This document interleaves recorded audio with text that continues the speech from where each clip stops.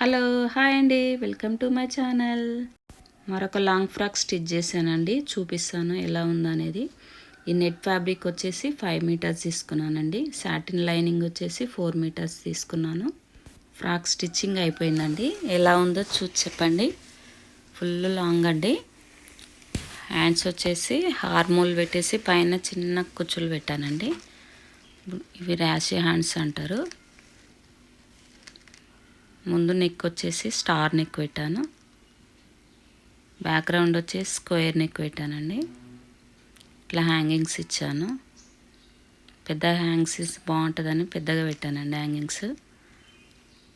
చూడండి ఎంత గేరా ఉందో. 4 మీటర్స్ కింద పార్ట్ పెట్టానండి.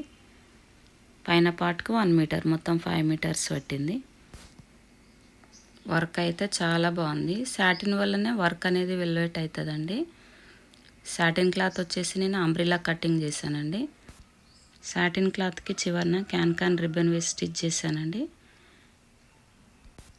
ఎవరికైనా ఇలాంటి ఫ్రాక్ కావాలంటే 2-3లో స్టిచ్ చేసి ఇస్తానండి. ఈ వీడియో కనుక నచ్చినట్టయితే లైక్ చేసి, షేర్ చేసి, సబ్స్క్రైబ్ చేసుకోండి ఫ్రెండ్స్. ఓకే అండి, బాయ్.